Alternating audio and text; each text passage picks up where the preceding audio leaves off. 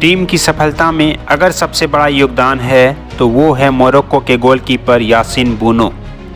Qatar विश्व cup में वह ऐसे चट्टान बनकर उभरे हैं जिसे विपक्षी टीम भेद नहीं सकी। मोरक्को पहले ऐसी मुस्लिम टीम है जिसने फुटबॉल के इतिहास में पहली बार सेमीफाइनल तक का सफ़र तय किया है। लेकिन दोस्तों, यह करिश्मा सिर्फ एक दिन में नहीं हुआ है, बल्कि इसके पीछे इस देश की और यहाँ के खिलाड़ियों की कई सालों की मेहनत छिपी हुई है। और एक ऐसे ही खिलाड़ी की चर्चा इस वर्ल्ड कप में बहुत ज़्यादा हो रही है। जी हाँ दोस्तों, मोरक्को के एक ऐसे खिलाड़ी जो हर मैच में मोरक्को की हार या जीत के दरमियान दीवार बनकर खड़ा हो जाता था, और जिसने स्पेन और पुर्तगाल के टीमों के वर्ल्ड क्लास खिलाड़ियों को भी बता दिया कि अगर आप में जीतने की जज्बा है और आपका नज़रिया सटीक और साफ है तो आपको भेदना या शिकस्त देना नामुमकिन है, चाहे आपके सामने स्पेन और पुर्तगाल जैसी टीम ही क्यों ना हो। जी हाँ दोस्तों, हम बात कर रहे हैं द वॉल के नाम से मशहूर मोरक्को के गोलकीपर यासिन बोनो की।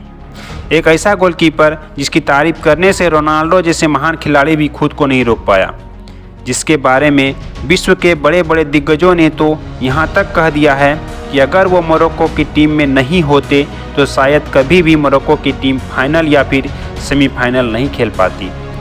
क्या कहानी है मोरक्को की टीम की सेमीफाइनल तक पहुंचाने वाले नायक की? कौन है ये यासिन बोनो और क्यों उनका सामना करने से विरोधी टीमों के पसीने छूट रहे हैं? तो दोस्तों, आपको बता दें, मोरक्को के इस गोलकीपर की कहानी की शुरुआत होती है कनाडा के गलियों से।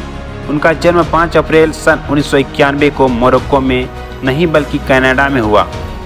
जब ये कुछ ही साल के थे तब इसके पिता कनाडा से मोरक्को आ गए थे और यहीं से शुरुआत हुई उनके फुटबॉल करियर की। वो अपने शुरुआती दौर से ही तेज और फुर्तीले थे। उनको देखते ही उनके कोच ने सलाह दी कि वे फुटबॉल के इस खेल में गोलकीपिंग को अपना करियर के तौर पर चुनें। और फिर बस क्या था, यासिन बोनो ने बन गए गोलकीपिंग। कहते हैं उसकी गोलकीपिंग इतनी बेहतर थी कि उन्हें बहुत ही जल्द डोमेस्टिक लेवल से नेशनल टीम के लिए चुन लिया गया। लेकिन दोस्तों, तब तक मोरक्को फुटबॉल की दुनिया में कमज़ोर टीम मानी जाती थी। लेकिन धीरे धीरे वक्त बदला और टीम में एंट्री हुई हाकिम वेज, अशरफ हकीमी और रोमन सेफ जैसे स्टार खिलाड़ियों की।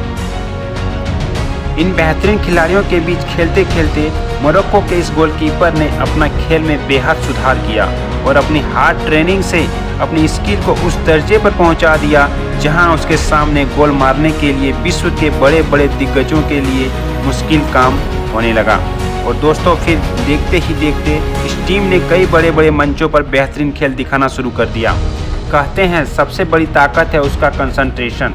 6 फीट लंबी हाइट वाला खिलाड़ी गोल पोस्ट पर कीपिंग करने खड़ा होता है तो बड़े बड़े खिलाड़ियों के पसीने छूट जाते हैं, और इसका उदाहरण है फीफा वर्ल्ड कप 2022 देखने को मिला।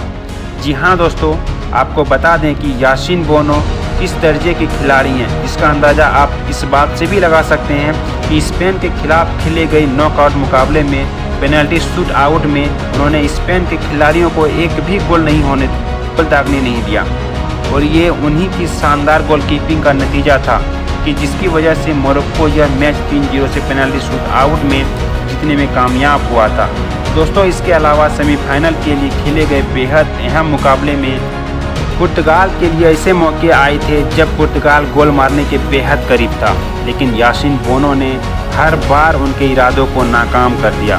दोस्तों, इतना ही नहीं बल्कि रोनाल्डो जैसा महान खिलाड़ी भी उनके शानदार गोलकीपिंग के सामने स्ट्रगल करता हुआ नज़र आ रहा था, और वो चाह के भी इस मुकाबले में एक भी गोल नहीं मार सके, और मोरक्को यह मैच 1-0 से सेमीफाइनल में पहुंचने में कामयाब हो गया।